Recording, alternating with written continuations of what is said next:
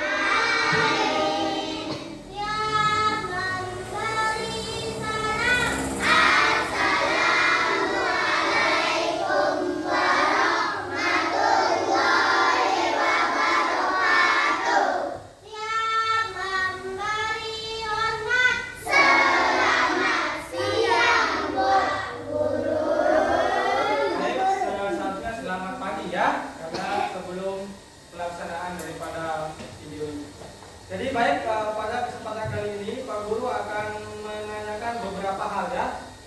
Jadi ada yang mengerti apa maksud mandiri, kata mandiri?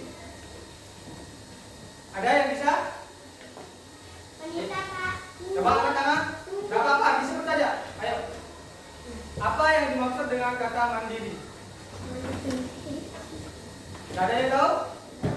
Mandiri itu adalah sesuatu yang bisa dilakukan ya secara sendiri. Itu yang disebut dengan kata mandiri. Jadi coba Pak Guru tanyakan lagi. Misalnya saja ya, apa yang bisa dilakukan secara mandiri di rumah? Terus apa juga? Ya, angkat tangan ya. Coba yang ini. Apa yang bisa dilakukan secara mandiri di rumah? Apa? Mandi sendiri. Ya, mandi sendiri. Terus? Apa? Ya, terus? Sikat gigi sendiri. Terus? Ya, mencuci sepatu. Terus ini apa? Yang mandiri, yang misalnya kita bisa lakukan secara sendiri tanpa perlu bantuan misalnya orang tua atau adik atau saudara. Apa? Masak sendiri. Apa? Masak sendiri. Yo, masak sendiri. Benar, bisa masak sendiri.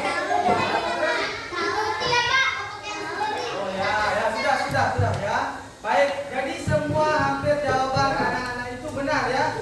Segala hal yang dilakukan secara mandiri itu ada beberapa hal ya.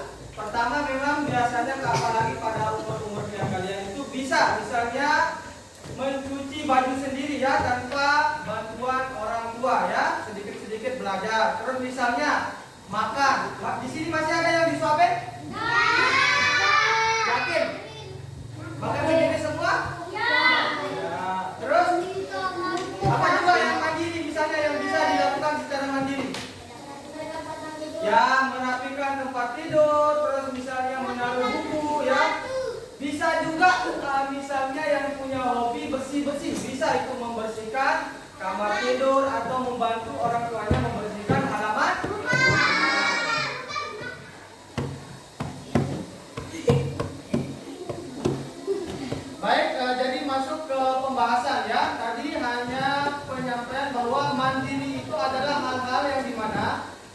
siswa itu dapat melakukan sesuatu ya, sesuatu pekerjaan itu secara sendiri ya. Misalnya mencuci baju, menyapu, atau misalnya pekerjaan-pekerjaan yang lain tanpa harus merepotkan siapa? Ibu. Masa ibu saja?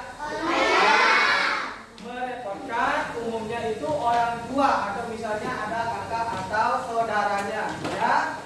Jadi selanjutnya ada yang mengenal istilah rambu-rambu lalu lintas ya.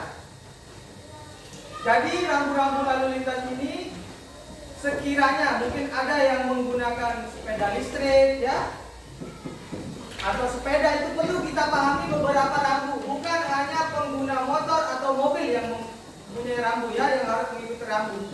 Jadi kita yang menggunakan sepeda atau misalkan sepeda listrik itu bisa nanti diterapkan jika melihat rambu-rambu yang biasanya terpampang di jalan raya, di jalan kecil ya. Ada yang misalnya kalau Pak Guru coba ada yang misalnya tanda rambu-rambu yang ini. Angkat tangan yang bisa. Yang ini gambar dari sebelah sini. Ya. Ya, benar. Kalau ada kita ketemu misalnya rambu yang warna kuning biasanya ya, terus ada P yang silang di tengah jalan, berarti kita itu disuruh untuk tidak usah parkir ya. Paham? Yang kedua, kalau yang ini biasanya yang sering salah ini. Ya, coba. Apa? Itu mana garisnya? Lewat kanan. Salah, bukan lewat. Apa namanya? Belok kanan. Nah, dia kalau belok kalau masalah belok ini nanti tinggal dilihat rambunya saja ya. Biasanya kalau ada belok kanan, ada juga belok Kiri. Nah, itu tinggal disesuaikan. Tidak usah kalau ada rambu belok kanan, kalian belok kiri, nanti bisa-bisa ke Nah, kalau yang ketiga, ini ada yang tahu? Biasanya ini jalan di desa. Ada yang tahu yang ketiga? Ayo angkat tangan, ada apa-apa salah? Ada yang bisa? Ini kan kayak ada. Katanya. Ayo, ada apa-apa salah? Coba. Ya, katanya. Ya, jadi perlu jelaskan ya. Nah, kalau ada kalian ketemu misalnya di perjalanan ada tanda seperti ini namanya jalan bergelombang. Biasanya kalau jalan bergelombang itu bagaimana? Harus ngebut atau bagaimana? Biasanya kalau ada ketemu jalan yang seperti ini, kita dianjurkan untuk apa? Jalannya pelan. Yang keempat, misalnya gambarnya seperti ini. Apa ini? Kurang. Angkat tangan, angkat tangan. Hah? Angkat tangan makanya karena ada angkat tangan. Ya. Apa namanya? Ya, tandakan ya. Kalau seperti ini biasanya terjadi di daerah yang bagaimana? Ya, pergunungan ya. Biasanya misalnya kalau di bagian sini adanya di mana? Yang di sebelah sana.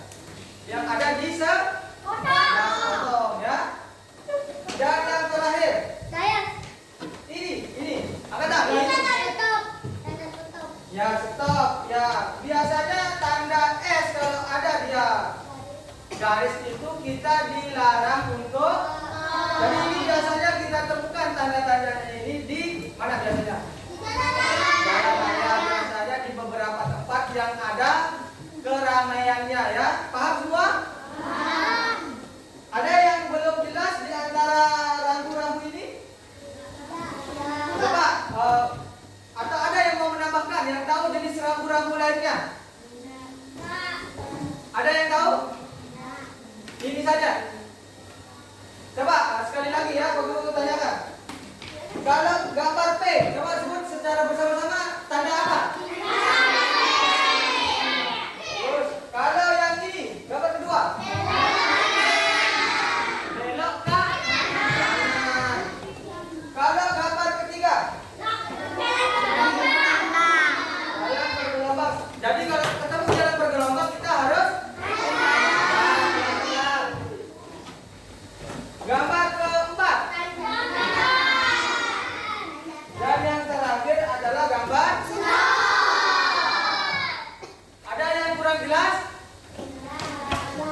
Ya, baik kalau begitu Pak Guru akan menanyakan, coba misalnya Pak Guru tambahkan lambangnya kalau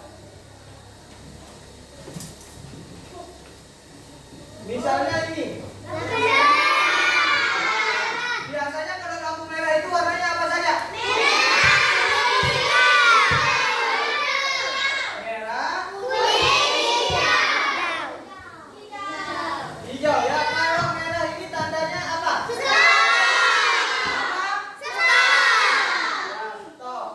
Siapa yang sering ketemu lampu merah terus nerobos? Sering nerobos? Nah, boleh kan tandanya? Kok saya?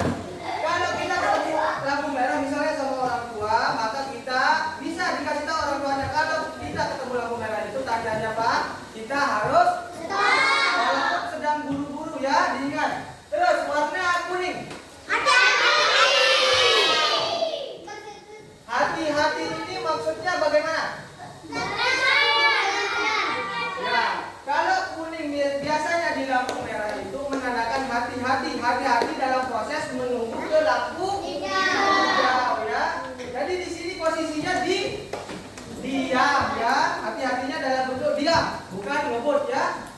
Dan yang terakhir hijau. Kalau hijau tandanya apa? Jalan kemana?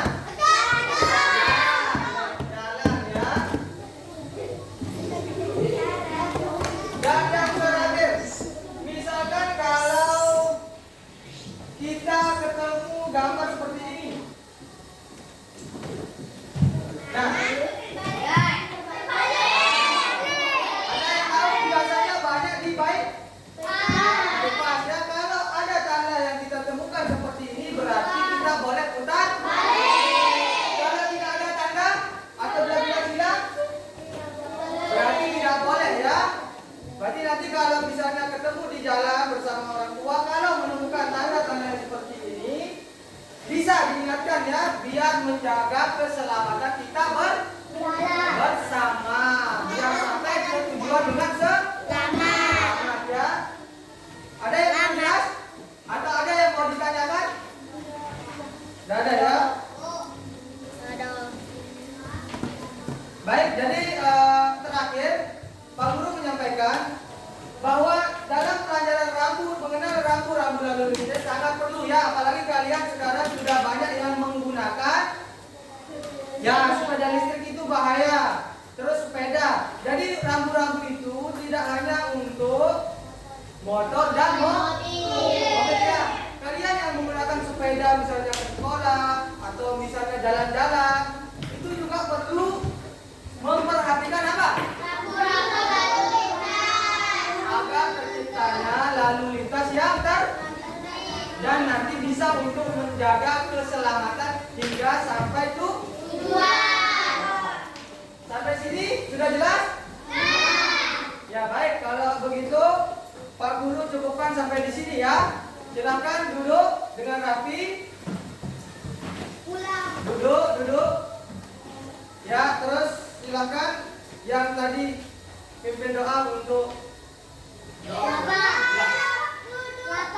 Sudah.